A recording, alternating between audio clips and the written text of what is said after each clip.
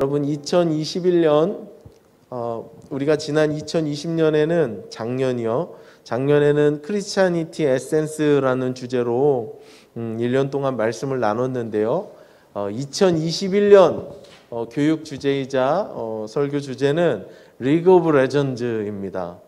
선생님들은 아마 이 리그 오브 레전드 하면 뭔가 확 오는 게 있는 선생님도 있고 없는 선생님도 있을 텐데요. 숭실 중고등학교 남학생들은 100% 이 이름이 뭔지 다 압니다. 선생님들 혹시 아세요? 페이커 이 이름 아십니까? 모르시죠? 그래서 제가 좀 낫네요. 리그 오브 레전드는 이 게임 이름인데요. 이 리그 오브 레전드 결승전을 하면 전 세계에서 8,500만 명이 실시간 시청을 한다고 합니다. 월드컵보다 프리미어 리그 결승보다 훨씬 시청자가 많아요. 잘 나가는 게임인데요. 리그 오브 레전드, 전설의 리그라는 주제로 우리가 성경에 나오는 훌륭한 전설 같은 인물들의 이야기들을 1년 동안 한번 살펴보려고 합니다. 이 말씀 시리즈를 통해서 우리도 레전드가, 신앙의 레전드가 되어갈 수 있기를 주님의 이름으로 축복합니다. 자, 그 첫 번째 시간으로 이 아브라함이라는 창세기에 등장하는 할아버지의 이야기를 해보려고 하는데요. 우리 아브라함 이야기 참 잘 알죠. 아브라함 이야기 많이 들었는데 조금 더 자세히 이분에 대해서 좀 자세히 들여다보고 이분의 삶 속에 녹아진 우리 하나님의 말씀이 무엇인가 하나하나 살펴보려고 합니다. 먼저 이 아브라함 사람에 대한 이 객관적인 정보를 좀 알아보려고 해요. 요즘 말로 우리 아브라함의 신상을 한번 털어보겠습니다. 자, 화면을 보시면요. 아브라함이라고 이렇게 이름을 적어놨지만 오늘 본문에 보면 이름이 아브람으로 나와요. 이분이 이름을 한번 바꾸셨습니다. 그래서 쭉 살아오던 삶의 방식을 한번 확 바꾸는 그 계기가 창세기 17장에서 있었어요. 그래서 아브라함은 나중에 개명한 이름인데 하나님이 바꿔주신 이름이고 본명은 아브람이에요. 자, 이분의 별명이 있습니다. 별명이 뭐죠? 집에서도 한번 읽어보세요. 믿음의 조상이라는 별명이 있고요. 이분의 고향이 어디 있는가? 고향이 갈대아에 있는 우르라는 지역이 이분 고향이었어요. 사실 이분의 고향이기도 하면서 이 아브라함 아버지의 고향이기도 했습니다. 그러니까 아브라함의 가족은 원래 갈대아 우르에 정착하면서 살던 사람이었어요. 그러니까 신사동 토박이처럼 갈대아 우르 토박이였습니다. 자, 어쨌든 그게 고향이고요. 아브라함 아빠의 이름은 무엇인가? 데라인데요. 이 성경에는 이게 나오지 않지만 성경과 관련된 고대 문헌들이나 이런 전승들에 의하면 아브라함 아버지의 직업은 목사님이 아니고 제사장이 아니고 우상장수였다는 썰이 있습니다. 근데 이 썰은 꽤나 이렇게 근거가 있는 썰이에요. 그래서 우상장수의 아들로 태어난 아브라함이었습니다. 형제 이야기를 조금 해야 되는데요. 아브라함이 첫째 아들이었고요.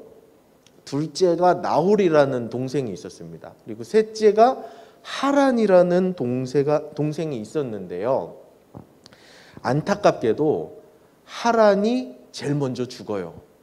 아버지보다 하란이 먼저 죽습니다. 아버지보다 막내 아들이 먼저 죽는 거죠. 그래서 이 아버지 데라는 하란이 죽은 갈대아 우르 땅에서는 살 수가 없었나 봐요. 그래서 저 멀리 가나안이라는 동네로 이사를 가려고 계획을 세우고 이사를 갑니다. 자, 생각해 보세요, 여러분. 갈대아 우르를 떠나서 가나안 땅으로 가려고 하는 것은 그들이 원치 않은 일이었을 수도 있어요. 너희들이 아직 어리고 여러분들이 아직 어리고 잘 몰라서 또 그런 경험이 없어서 이게 잘 모를 텐데 부모님이 돌아가신 집에서 자녀들은 살 수 있습니다. 내가 평생 모시고 살던 부모님이 우리 집에서 돌아가시거나 신사동에서 돌아가시거나 하면 그 동네에서 살 수 있어요. 자녀들은 그냥 그렇게 살아요. 그런데 자식놈이 먼저 죽은 그 집에서 부모님들은 절대 못 살아요. 자식놈이 먼저 떠난 그 동네에서는 부모님은 살 수가 없어요. 왜? 길가마다 그 자식놈이 눈에 밟혀서 부모님은 살 수가 없거든요. 그래서 아마 데라의 마음도 그랬을 것 같아요. 그래서 갈대아 우르를 떠나서 데라가 이사를 가려고 마음을 먹습니다. 어디로? 이따가 지도를 보여드릴 텐데 저 멀리 먼 나라 가나안이라는 동네로 이사 가려고 이사 계획을 세워요. 여러분, 당시 고향을 떠난다는 것은 사실 상상할 수 없는 일이에요. 이 고향을 떠난다는 것은 안전지대를 떠난다는 것이거든요. 그리고 고향은 나만 사는 게 아니라 내 친척들이 살고 내 아버지의 형제들이 살고 뭐 이렇게 다 씨족을 이루면서 사는 곳이기 때문에 사회적인 안전망을 이루는 것이었고, 고향은 그냥 어떻게 보면 고대 사회에서는 나라와도 같은 개념이었어요. 요즘 우리로 따지자면 고향을 떠난다는 건 대한민국 은평구 신사동에 잘 살던 우리 부모님이 갑자기 아프리카 오지마을로 이사 가는 것과 다르지 않을 거예요. 그러니까 그만큼 고향을 떠난다는 것은 쉬운 일이 아니었지만 데라는 그 선택을 할 수밖에 없었죠. 자, 데라는요, 고향을 떠나면서 이제 셋째 아들은 죽었잖아요. 둘째 아들은 그 땅에 남겨놓고 아브라함만 데리고 왔습니다. 그런데 아까 하란에게는 자녀, 그러니까 막내 아들 하란에게는 자녀가 있었는데 롯이라는 아들이 있었어요. 그리고 아브라함에게는 아들이 없었거든요. 그래서 이 데라가 이사를 올 때 아브라함과 그 롯을 같이 데리고 와요.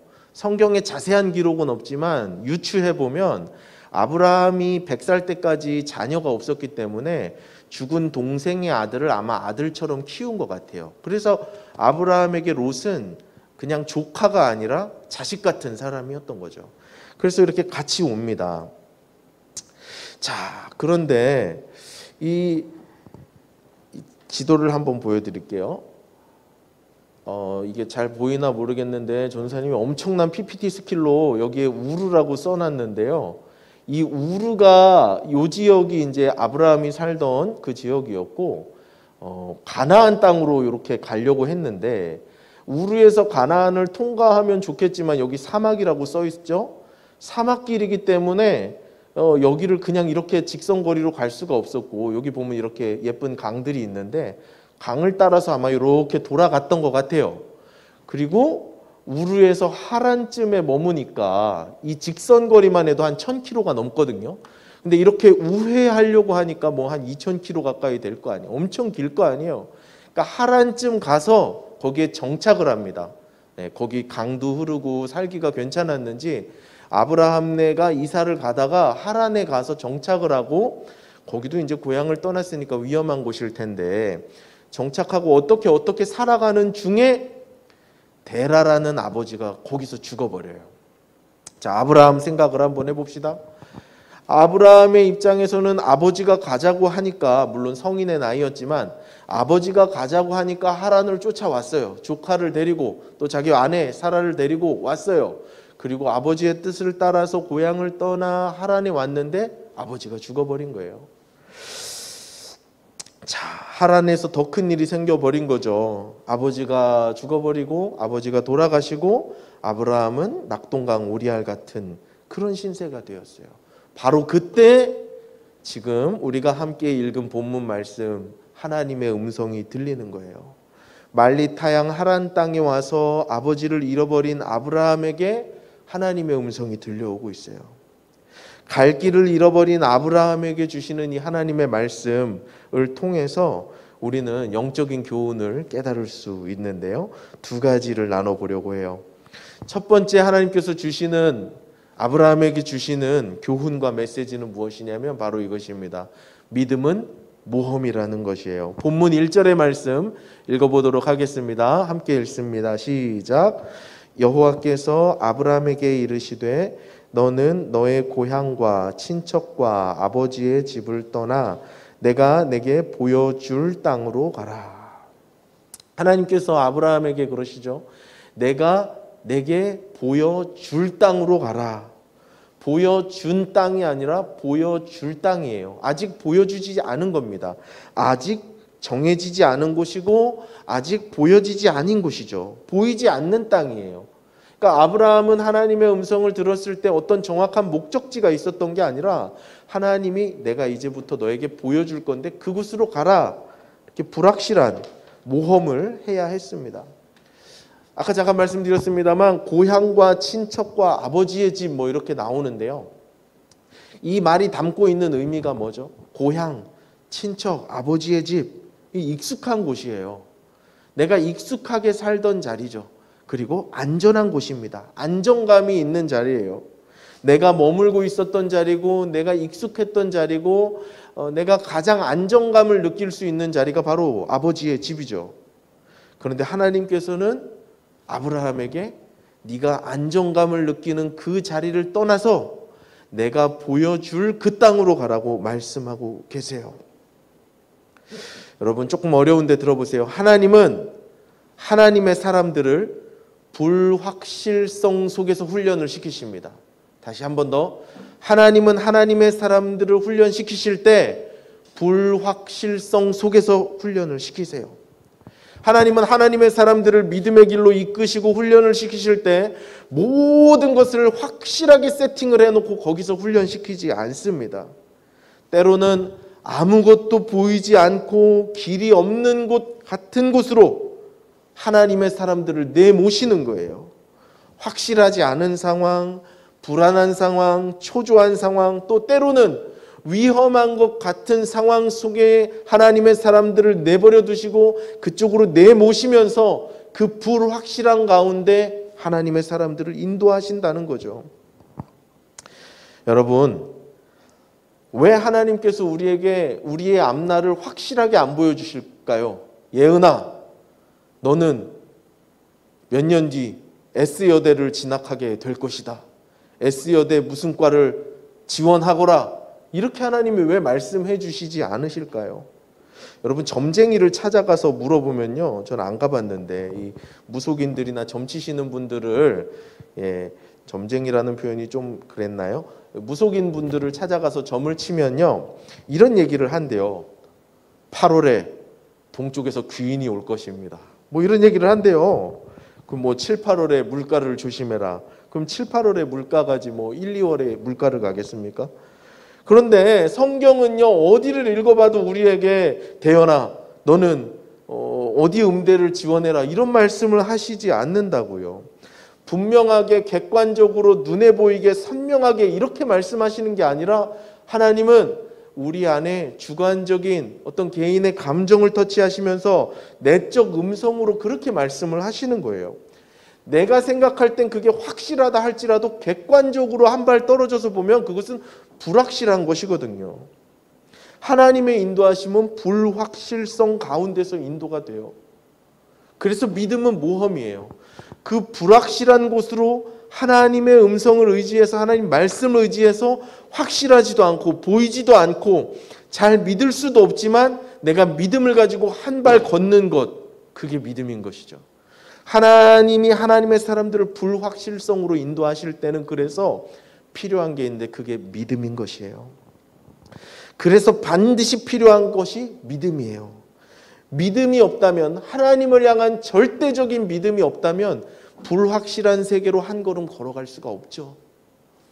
눈에 보이는 안정적인 세계, 눈에 보이는 익숙한 세계, 고향, 친척, 아버지의 집 같던 그 안정적인 세계를 떠나서 하나님이 인도하시는 불확실한 세계로 한 걸음 나아가는 데는 반드시 그래서 하나님을 향한 절대적인 믿음이 필요한 거예요.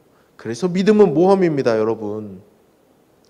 믿음이 믿음 될 수 있는 것은 왜 믿음이 믿음인가? 그것은 불확실성이 전제되기 때문이에요. 이렇게 설명해 보겠습니다. 확실한 것은 팩트, 객관적인 사실이지 믿음이 아니에요. 자, 이렇게 말하는 사람 있습니까? 나는 2020년도 이미 지나갔죠. 2020년도에는 대한민국이 코로나로 인해서 엄청 어렵고 힘들었다고 믿어. 이렇게 말합니까? 아니에요. 코로나로 어렵고 힘들었다는 것은 누구나 봐도 인정할 수 있는 객관적인 사실이죠. 확실한 거죠. 그런 건 믿음의 영역이 아니에요. 그런데 이렇게 말하는 건 믿음이죠. 나는 2021년에 코로나가 반드시 끝날 것이라고 믿어. 하나님이 우리에게 은혜를 베풀어 주셔서 2021년에는 코로나가 끝날 것이라고 확실히 믿어. 이건 확실한 게 아니죠. 내 기대와 소망이 있는 거죠. 불확실한 영역이 있으니까 믿음이 성립이 되는 거거든요. 확실한 것은 믿는 게 아니에요. 그건 객관적인 사실이죠. 여러분, 그래서 불확실한 세계 가운데 우리의 믿음이 작용하는 거예요. 하나님이 인도하시는 길은 보여준 땅이 아니라 보여줄 땅이기 때문에 우리의 믿음이 필요한 거예요. 그래서 히브리서에 이런 말이 있더라고요. 믿음은 바라는 것들의 실상이다. 실상을 영어 성경에 찾아보니까 어슈어런스예요. 어슈어런스는 보장, 보험 이런 뜻이 있잖아요. 믿음은 바라는 것들의 보장이다. 그리고 보이지 않는 것들의 증거다 이렇게 하는데 증거를 또 영어 성경 찾아보니까 컨빅션이라고 써놨더라고요. 확신이다. 확신을 가지고 믿는 거죠. 객관적인 증거가 눈에 보여서 믿는 게 아니라 확률적으로 따져봤을 때 그 확률이 제일 뛰어나기 때문에 제일 적합하기 때문에 그 길로 나아가는 것이 아니라 모든 것이 불확실하고 불안정하고 또 흔들릴 것 같고 없는 것 같아 보여도 하나님의 말씀이 거기 계시기 때문에 우리는 믿음으로 그 길을 걸어가는 거예요. 그래서 여러분, 기독교 신앙은요, 잘 들으세요 여러분, 기독교 신앙은 불안정함에 대해서 그렇게 초조해하지 않아요. 요새 상담을 많이 하더라고요. 상담을 많이 한다는 건 그만큼 우리나라가 선진국 반열에 오르고 있다는 거거든요. 사람들의 정신 건강에 대해서 신경을 쓰려면 육체적인 건강이나 복지가 잘 이렇게 형성된 다음에야 정신 건강을 생각하지, 못 먹고 못 사는 사람들이 정신 건강 생각할 겨를이 없어요. 그래서 우리나라에 상담센터가 많아진다, 상담이 이렇게 많아진다 하는 것은 그만큼 우리나라가 잘 살고 있다는 건데, 상담은 좋은 거예요. 그리고 뭐 상담 뭐 이렇게 받는 거는 괜찮은 겁니다. 그래서 상담센터가 많아지는데 기독교 상담 또는 목회 상담이라고 부르는 어떤 전문적인 영역이 있습니다. 기독교적 세계관을 가지고 상담하고 또 전도사님 같이 목사님들 같이 목회하시는 분들이 목양적 관점, 성경적 관점에서 상담하는 상담이 있는데요. 일반 상담과 목회 상담과의 가장 큰 차이는 무엇인가? 잘 들으세요. 특별히 선생님들 잘 들으십시오. 일반 상담과 목회 상담의 가장 큰 차이는 뭔가? 일반 상담은요, 정서적으로 불안한 사람, 삶이 불안한 사람이 상담가를 찾아옵니다. 그렇죠? 그리고 이 상담은 무엇을 지향하고 나아가는가? 이 불안정하게 있는 이 사람의 정서나 이 사람의 삶의 환경이 안정적으로 나아가게 되기 위해서 상담가가 조언을 하고 도움을 주고 또 솔루션을 제공하고 이렇게 만들어 간다고요. 기독교 상담도 크게 다르진 않지만 가장 큰 게 있어요. 이거는 제가 하는 말이 아니고 우리나라에서 목회 상담을 아주 훌륭하게 가르치시는 이상옥 교수님이 하시는 말이에요. 기독교 상담은 뭐가 다른가? 불안을 지향하는 상담이에요. 그건 무슨 말이냐면 잘 들어야 되는데, 일반 상담은 상담자가 있고 내담자가 있고 이 쌍방의 관계입니다. 그런데 기독교 상담, 목회 상담은 달라요. 상담자가 있고 내담자가 있으면서 동시에 그곳에 하나님이 계셔요.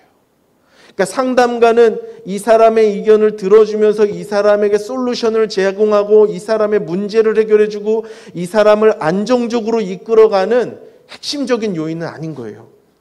하나님이 이 사람을 불안정 가운데 두신 이유가 있고 하나님이 그 불안정한 공간을 통해서 일하시기 때문에 상담가 스스로 슈퍼맨이 되거나 상담가 스스로 메시아가 돼서 이 사람의 문제를 해결하려고 하지 않습니다.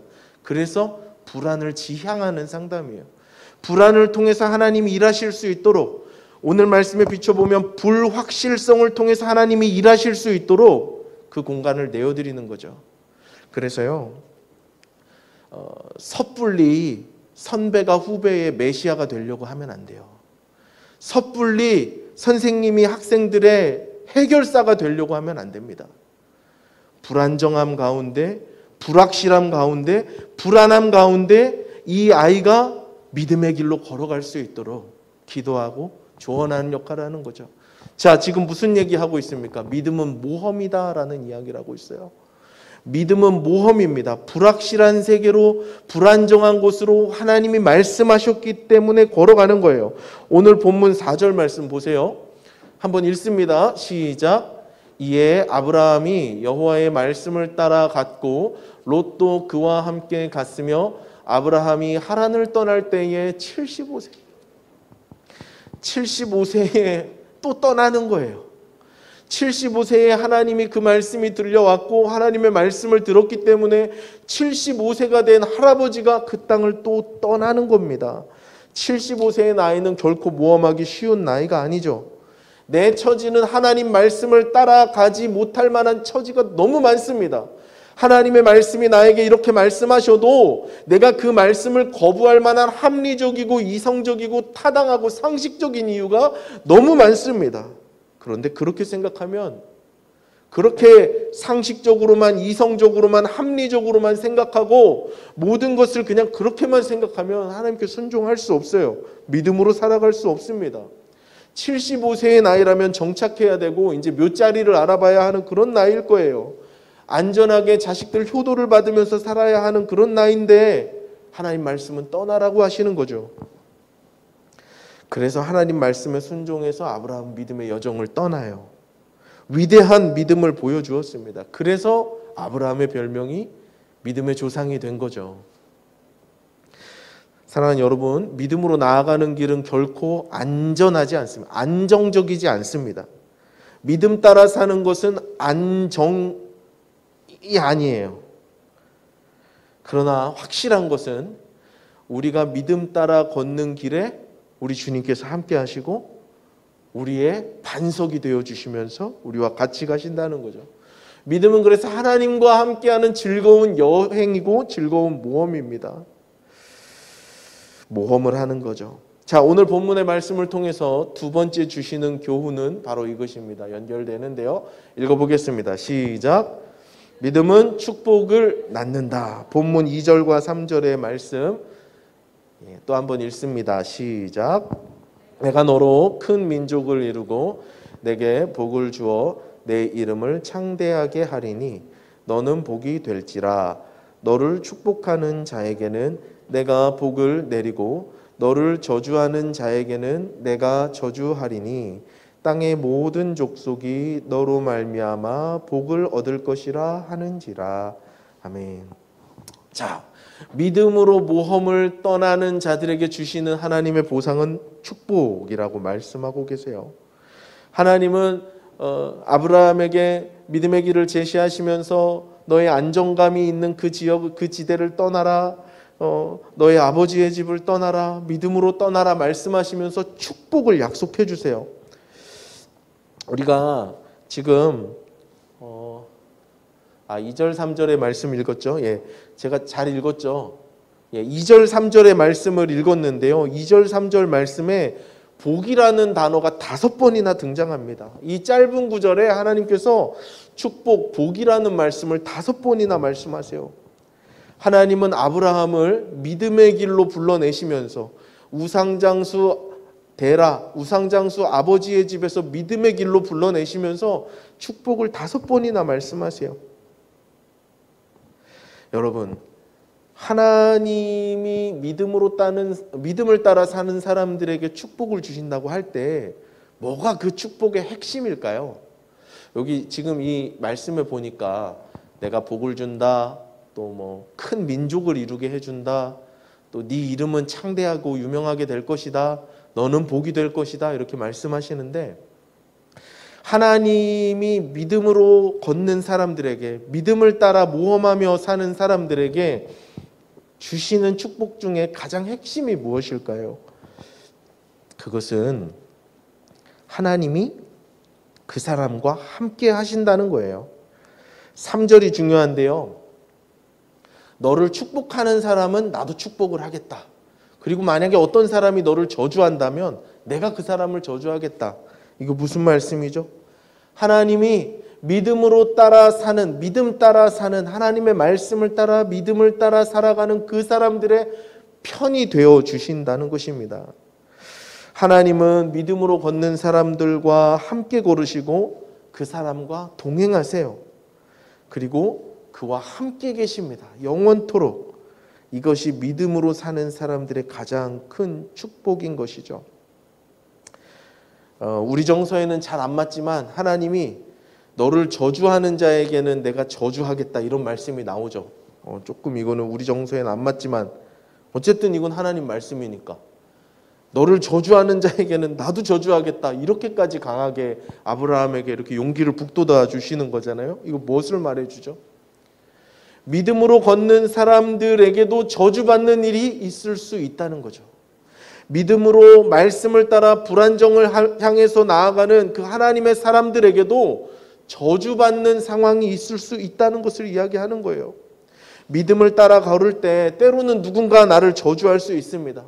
믿음을 따라 걸을 때 때로는 누군가가 나를 모함하려고 할 수도 있고 다윗처럼 때로는 누군가가 나를 이유 없이 죽이려고 할 때가 있습니다. 네, 맞습니다. 믿음 따라 걸을 때 좋은 일만 일어나면 얼마나 좋겠어요. 불안정한 길을 걸을 때 걷는 곳마다 반석이 되며 꽃이 피면서 다 좋은 일만 일어나면 얼마나 좋겠습니까? 그러면 누가 믿음대로 살지 않겠어요? 누가 말씀 따라 살지 않겠어요? 그러나 믿음 따라 살아갈 때 좋은 일만 일어나지 않습니다. 믿음 따라 살고 하나님 말씀 따라 살면 만사형통 무병장수가 보장되지 않습니다. 어려움이 찾아와요. 아브라함도 창세기 12장에서 하나님 말씀을 따라 살지만 13장에 가면 자기의 아내를 이방 왕에게 빼앗길 그런 위협에 놓이게 됩니다. 12장에서 하나님의 말씀 따라 믿음으로 떠났지만 13장에서는 대기근을 만납니다. 어려움이 닥쳐와요. 믿음으로 걸을 때 고난당할 수 있습니다. 믿음으로 걸을 때 어려움이 찾아올 수 있습니다. 믿음으로 걸을 때 내 인생에 손해가 될 수 있고 내게 위협이 될 수도 있어요.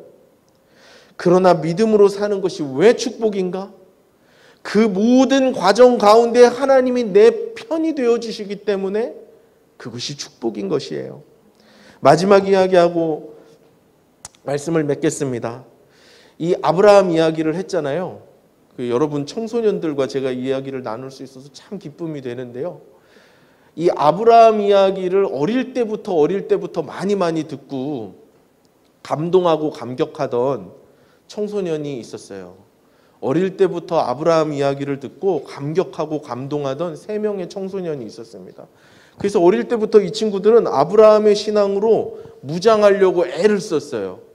그런데 좀 불행한 현실은 이 세 명의 아주 베스트 프렌드가 있었는데 이 세 친구들의 나라가 멸망을 했어요. 그래서 이 세 친구는 이 멸망당한 나라를 떠나서 포로로 잡혀가서 이웃 나라에 가는데요. 얼마나 이들이 똑똑하고 총명했든지 이웃 나라에서 이 왕이 뽑은 국립학교라 그럴까요? 그런 데서 특훈을 받고 나중에는 장성에서 어른이 돼서는 이 이방 나라 포로로 잡혀간 곳에서 도지사 정도 되는 그런 아주 높은 직책에 오릅니다. 포로 시민이 도지사가 된 거죠. 놀라운 일이에요. 그런데 왕의 명령이 떨어졌습니다. 내가 금신상을 하나 만들 테니까 니들 다 절해라. 안 하는 놈들은 불에 태워 죽이겠다. 그런데 뚜껑을 열어보니까 이 세 친구는 절을 안 하는 거예요. 왕이 불렀어요. 특별히 사랑하는 친구들이니까. 화형시키기 전에 니네 왜 안 했냐? 이거 니네 안 하면 이거 화형 불에 태워 죽인다. 이렇게 말을 하거든요. 내 주 왕이시여 우리는 그렇게 안 할 겁니다. 설령 불에 타 죽는다 할지라도 안 할 겁니다. 그러니까 이 왕의 입장에서 얼마나 화가 나요. 괘씸죄가 추가되는 거죠. 포로로 잡혀온 거지 같은 애들을 너무 예뻐서 잘 키워주고 도지사까지 시켜놨는데 왕의 명령을 거역하니까 왕이 화가 났습니다. 오늘 화형을 시키는데 평소보다 불을 7배나 뜨겁게 해라. 그리고 집어넣어라. 그 3명이 불 가운데 들어가요. 그 세 친구가 불 가운데 들어갑니다. 화형을 당해요. 평소보다 7배가 뜨거운 그 불구덩이 안에 들어가요. 그런데 놀라운 일이 있죠. 분명히 3명을 집어넣었는데 4명이 있는 거예요. 밖에서 형을 집행하던 사형 집행자들이 풀무불 안을 바라보는데 3명이 들어갔는데 4명이 있는 거예요. 누구죠? 하나님이 거기 같이 계시는 거예요. 예수님이 그 고난 가운데 같이 계시는 거예요. 믿음 따라 걷던, 여러분 이 청소년 3명 누군지 알죠? 다니엘의 베스트 프렌드였던 사드락과 메삭과 아벳느고의 이야기예요. 몰라도 괜찮아요.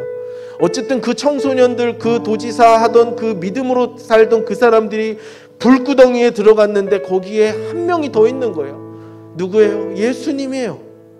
믿음 따라 걸을 때, 하나님 말씀 따라 걸을 때 우리는 불구덩이를 지나갈 수 있습니다. 모험을 하지만 늘 꽃길을 걷진 않을 거예요. 가시밭길을 걷고 손해를 보고 모욕을 당하고 저주를 받고, 때로는 이 세 친구들처럼 불구덩이에 들어가서 화형을 집행당할 수도 있어요. 그런데 그런 순간이라 할지라도 그곳에 하나님이 같이 계시는 거예요. 너를 축복하는 자에게는 내가 축복하고 너를 저주하는 자는 내가 저주한다. 내가 너의 편이 되어주겠다 말씀하시는 거죠. 믿음 따라 걷는 사람들에게 가장 큰 축복은 무엇입니까? 하나님이 나의 편이 되어주시는 거예요. 불구덩이를 지날 때, 물 가운데 지날 때 하나님이 나와 함께 계시면서 나의 편이 되어주신다는 것이죠. 사랑하는 여러분, 우린 믿음 따라 살아야 합니다. 믿음으로 하나님과 한 발 한 발 걸어가야 되는데요, 그 길은 고난일 수 있어요.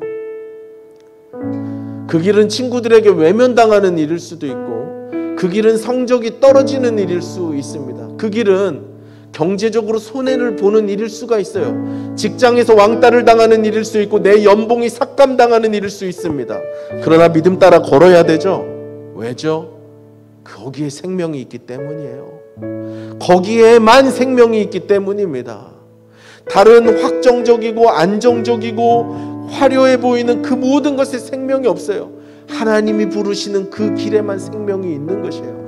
사랑하는 여러분, 2021년 이 한 해 우리가 믿음으로 모험하는 한 해가 되면 좋겠습니다.